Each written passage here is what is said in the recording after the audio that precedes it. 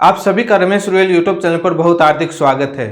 Primary teacher भर्ती में BEd शामिल करवाने को लेकर राष्ट्रीय अध्यापक शिक्षा परिषद एनसीटी के 28 जून 2018 नोटिफिकेशन को बहाल करवाने, राजस्थान हाईकोर्ट के जजमेंट पर स्टे लेने और रीट 2022 प्रथम लेवल में बीएड के फॉर्म भरवाने को लेकर 17 मई 2022 को सुप्रीम कोर्ट की बेंच में बहुत ही बड़ी सुनवाई हुई। इस सुनवाई को लेकर के कई प्रकार के डाउट हैं। सुप्रीम कोर्ट ने लगभग 1.5 पेज के आदेश में क्या दिया है? आखिरकार क्या रीट 2022 लेवल 1 से संकट हट गया या संकट बढ़ता जा रहा है? कई प्रकार के सवाल हैं कि सुप्रीम कोर्ट ने 1.5 पेज के आदेश में क्या दिया है। इसी के साथ में ये सुनवाई अचानक से कैसे हुई? बीएसटीसी संघर्ष समिति को क्या इस सुनवाई के बारे में मालूम नहीं था?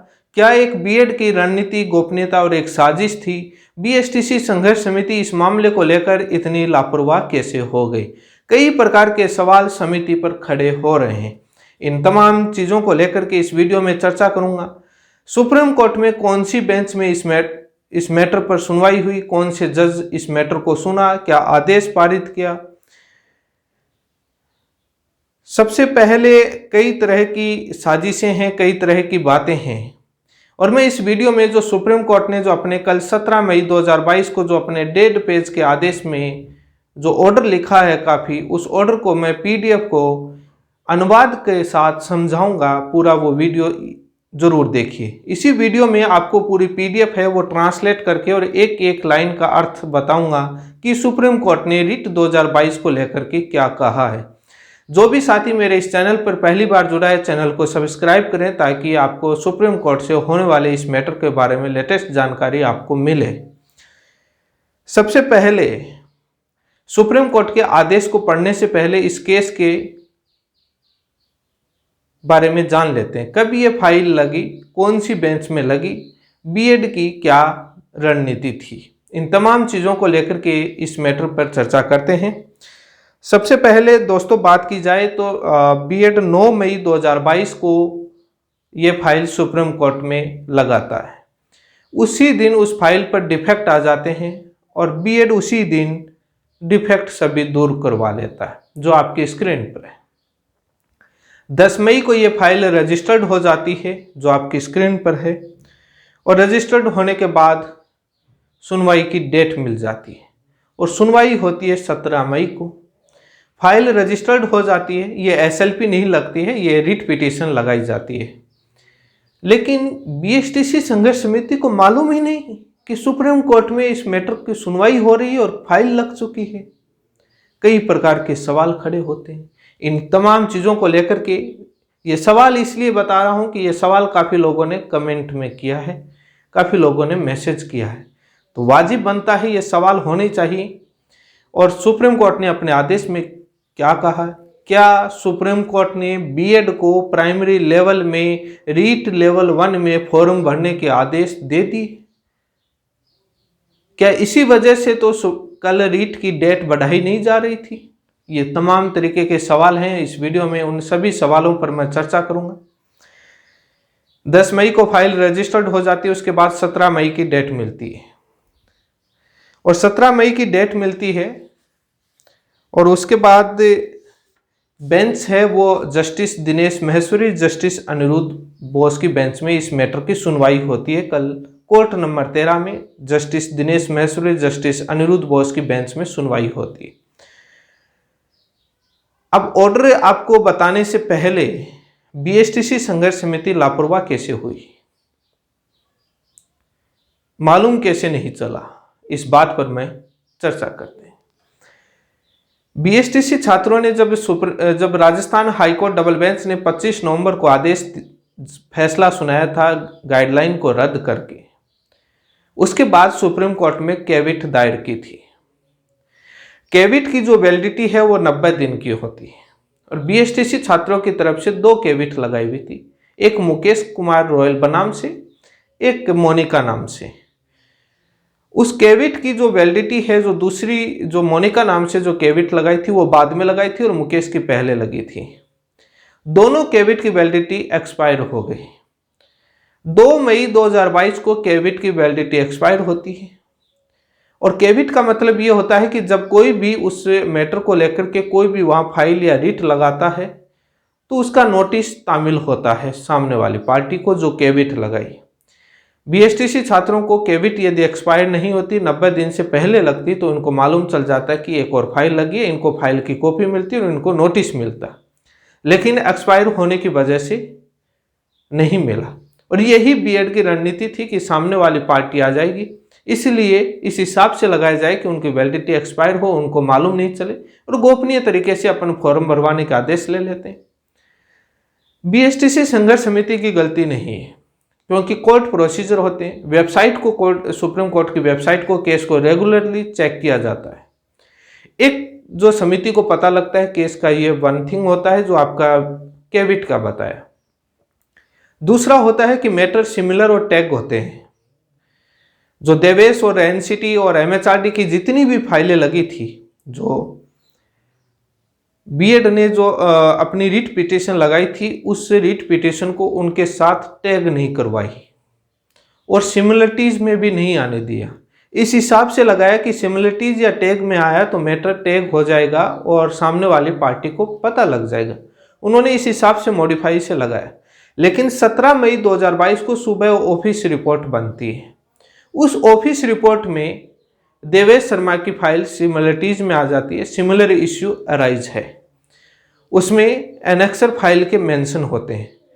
लेकिन उसके बाद भी जब उस आप स्टेटस देखेंगे, आपकी स्क्रीन पर है, कहीं पर भी सिमिलरिटीज और टैग का ऑप्शन नहीं आया। तो समिति को पता कैसे चले कि वहां पर कौन कर रहा है। तीसरा, जो आपकी बीएसटीसी संघर्ष समिति की जो तमाम खुफिया एजेंसी थी, वो वहां पर काम नहीं कर पाई, क्योंकि वही जो चुनिंदा लोगों के नाम से फाइल लगी थी, जो अपनी गोपनीयता को कहीं पर भी पता नहीं किया। बिहार, उत्तर प्रदेश, उन राज्य के लोगों को भी मालूम नहीं था कि सुप्रीम कोर्ट में रिट 2022 L1 में फॉर्म भरवाने के लिए बीएड एक बार पुनः सुनवाई करवा रहा, उनको भी मालूम नहीं था। उन्होंने अपने किसी ग्रुप में किसी को भी मालूम नहीं था, 2-4 लोगों ने मिलकर लगाई, इसलिए समिति को किसी भी प्रकार से मालूम नहीं चला।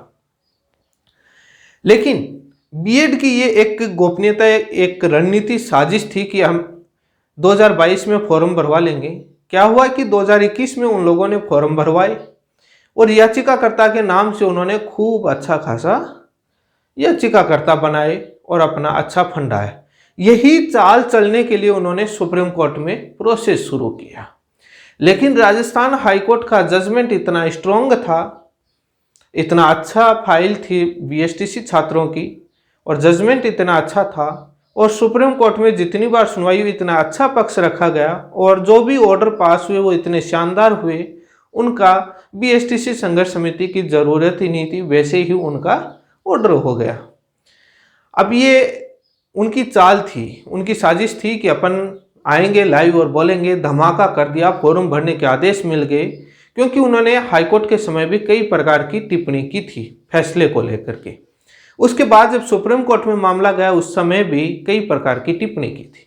आपने ऑडियो में भी सुना होगा, उस समय जब उनको स्टे नहीं मिला था, फॉर्म भरने के आदेश नहीं मिले थे, तब उनके टेलीग्राम और तमाम मैसेज में उनकी टिप्पणियां आपने देखी होंगी, और ऑडियो भी कई प्रकार के कई ऑडियो वायरल हुए थे जिनमें आपने सुना था कि क्या उन्होंने कहा था। उन्होंने देखा कि 10 मई को जस्टिस विनीत सारण की बेंच में जो अपना मैटर सुना जा रहा था, 10 मई को जस्टिस विनीत सारण रिटायर हो गए। अब नई बेंच में मैटर लगा लेते हैं, और नई बेंच में मैटर लगा करके अपन ले आते हैं, और उसके बाद अपन बहुत जोर शोर से बोलेंगे। लेकिन उनको ये मालूम नहीं कि वहाँ कोर्ट में तथ्य चलते हैं, आरोप लगा सकते हैं। क्या अब वो जिस बेंच में 17 मई 2022 को इस मैटर पर सुनवाई हुई, क्या उस पर टिप्पणी करेंगे?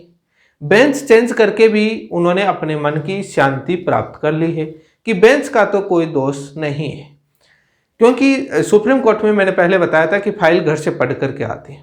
जब 17 मई को इस मैटर की सुनवाई हो रही थी, मुकेश कुमार बनाम स्टेट ऑफ राजस्थान से जो बीएड फॉर्म भरवाने की जो केस लगा था, इसमें देवेश शर्मा की ऑफिस रिपोर्ट में सिमिलरिटीज में आया। उन्होंने ऑर्डर में भी अपने पेज और एनेक्सर में मेंशन किया था।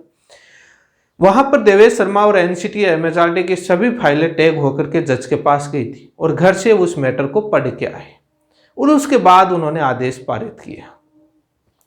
यदि उनकी इच्छा है तो एक बार और नई तरीके से लगा लीजिए और बेंच दूसरी बेंच में लगवा लीजिए। अब दिनेश महेश्वरी की बजाय कोई और बेंच में भी लगा करके मन को शांति तो ले लीजिए कि कम से कम आपके मन में ये तो नहीं रहे कि किसी प्रकार से ये हुआ था।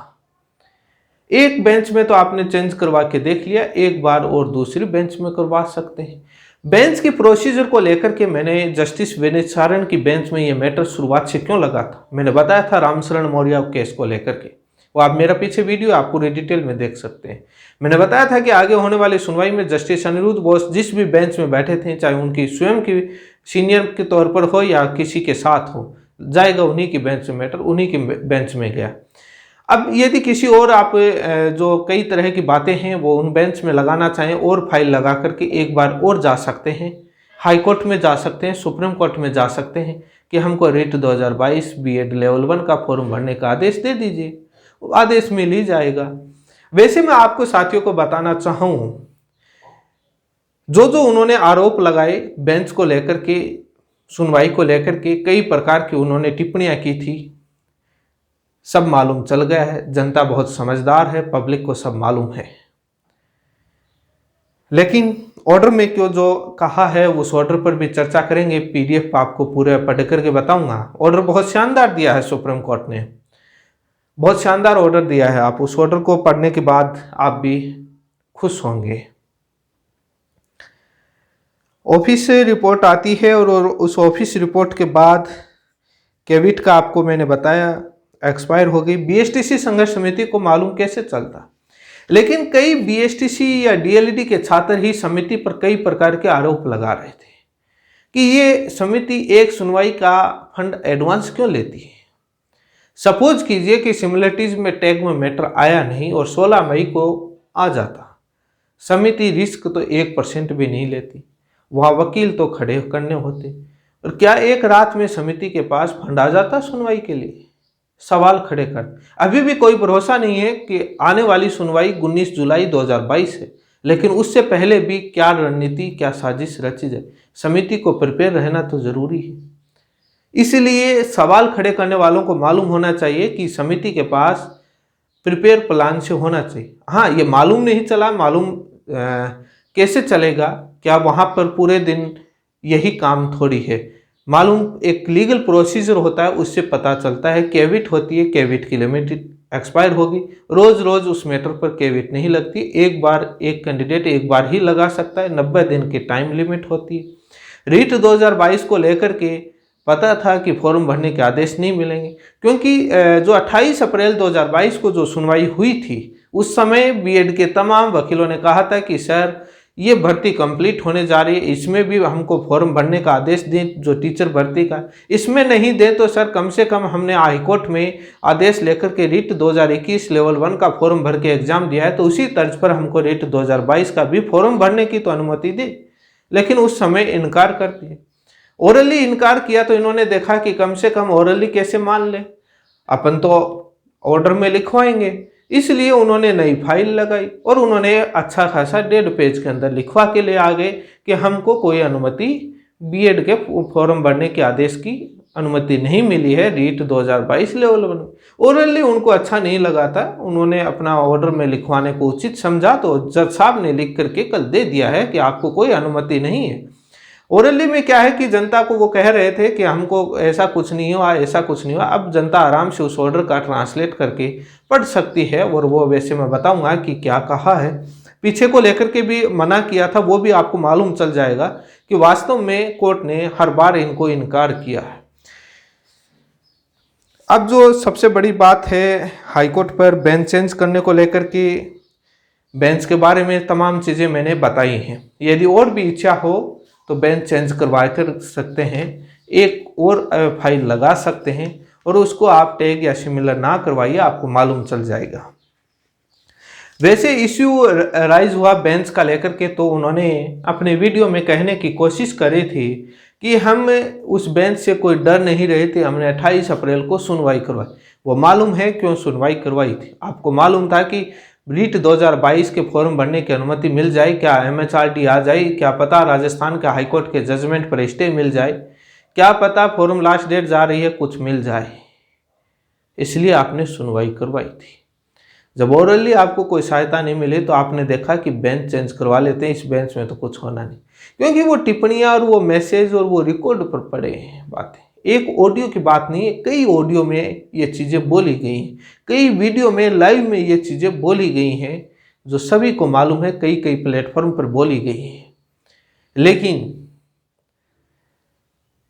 जो जजमेंट लिखा गया वो बहुत शानदार लिखा गया है। अब तो कोई कंफ्यूजन नहीं रहना चाहिए। और बीएसटीसी संघर्ष समिति को अलर्ट रहती है हर मामले पर।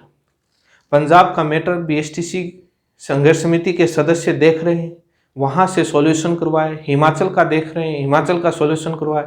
यहाँ सुप्रीम कोर्ट से ये एक उनका एक उसी रिट 2021 का जो बीएड की रणनीति थी कि फॉर्म भरवाने याचिकाकर्ता के नाम पर अच्छा खासा, वही रणनीति चाल चलने की उन्होंने कोशिश की थी सुप्रीम कोर्ट में फाइल लगा करके। लेकिन जजमेंट और पीछे के ऑर्डर इतने शानदार थे जिससे उनको कोई राहत नहीं मिली, और अब खतरा वैसे समाप्त भी हो गया। आने वाली सुनवाई 19 जुलाई 2022 को होनी है। फॉर्म भरने को साफ साफ इनकार कर दिया है। हाँ, ये बोल रहे हैं कि सब्जेक्ट टू एसएलपी 2023 रीट की भी सब्जेक्ट टू एसएलपी करवा लेना, और जब तक आप थक जाओ तब तक सब्जेक्ट टू एसएलपी करवाते रहना। लेकिन उससे पहले अभी जुलाई में होने वाली सुनवाई में फैसला हो जाएगा। लेकिन सरकार यदि जुलाई के बाद अगस्त में नई रीट निकाल दे, और यदि जुलाई के अंदर कोई और हो तो एग्जाम, उन सभी को आप सब्जेक्ट टू एसएलपी तो करवा ही सकते हैं।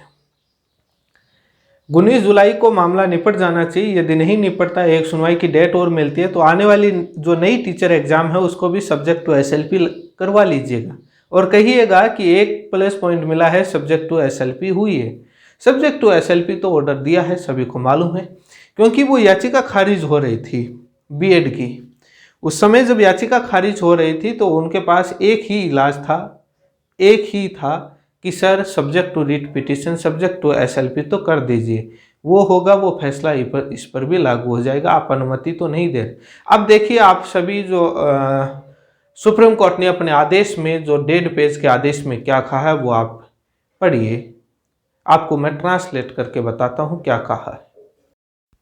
सुप्रीम कोर्ट ने 17 मई को जो आदेश दिया था वो ये रहा, और कोर्ट नंबर 13 में आइटम नंबर 13 पर सुनवाई हुई, और इस मैटर को लेकर के पूरा ऑर्डर मैं ट्रांसलेट करके बताऊंगा कि क्या हुआ। कोर्ट नंबर 13 में आइटम नंबर 13 में मुकेश कुमार ने याचिका लगाई, और स्टेट ऑफ राजस्थान पार्टी थी, और जो रिट पिटीशन नंबर है वो 355/2022 था। ये एसएलपी नहीं थी, रिट पिटीशन सिविल थी।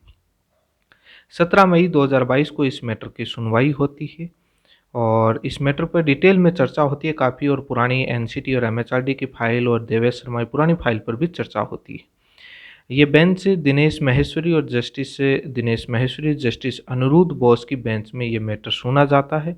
अनिरुद्ध बोस ने इस मैटर को पहले भी कई बार सुनवाई में सुना है, लेकिन बेंच है वो दिनेश महेश्वरी की थी। और जो बीएड की तरफ से वकील हैं वो अमित पवन एवार साहब, और तमाम जो एडवोकेट हैं वो इनके साथ थे। 5 से 6 एडवोकेटों ने पैरवी की थी इस मैटर के साथ में। रेस्पोंडेंट के तौर पर कोई भी इसमें नहीं था, क्योंकि किसी को पार्टी नहीं बनाया गया, और ना ही किसी को नोटिस या केविट का नोटिस दिया मालूम चला।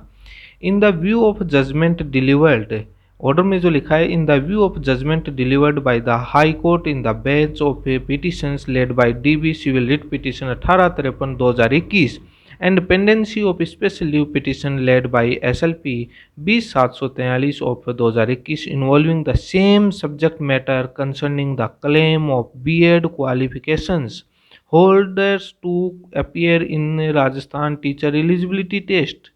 Let notice for the final disposal be issued in this writ petition to the respondents. उन्होंने कहा है कि जो 1853 के जो केस लगा गया, जो special leave petition SLP supreme court में पेंडिंग है, उस फैसले के बाद सेम सब्जेक्ट कंसर्न आप क्लेम कर रहे हैं, बीएड क्वालिफिकेशन को रीट में फॉर्म भरवाया जाए, सेम क्लेम है, सिमिलर मैटर है, लेकिन उस मैटर में आपका फाइनल डिस्पोजल के लिए मैटर वो लग चुका है, नोटिस हो चुका है रेस्पोंडेंट के लिए। ये बात उन्होंने कहा है कि फाइनल डिस्पोजल के मैटर नोटिस हो चुका है। अब पिटिशनर क्या कहते हैं, the petitioners have prayed for the अंतरिम relief for allowing them subject application form and to appear in the exam.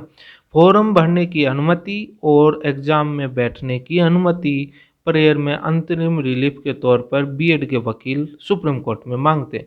Supreme court क्या कहती है, having regard to the circumstances of the case and orders previously passed in akin matters, अंतरिम relief in terms pray for its declined, कि जो ये matter जो NCT MHRD जितनी file लगी हुई है उन पर जो प्रीवियस में जितने भी ऑर्डर पास हुए हैं उनको हमने सब ने देखा, उसमें अंतरिम रिलीफ है वो डिक्लाइन की गई है, अंतरिम रिलीफ आपको दी नहीं गई है और फाइनल डिस्पोजल ये मैटर नोटिस कर दिया गया है सभी को, और उसमें पहले भी आपको कोई अनुमति नहीं मिली है, तो हम कैसे आपको अनुमति दे दें। यहाँ पर बीएड की याचिका खारिज हो रही थी, तब उनके पास एक ही था कि खारिज होने से कैसे बचाएं, तो उन्होंने रिक्वेस्ट करी, कोर्ट ने कहा हाउएवर फिर भी हम आपको it is provided that examination process of the REET Rajasthan teacher eligibility test 2022 REET shall remain subject to the final order to be passed by this court.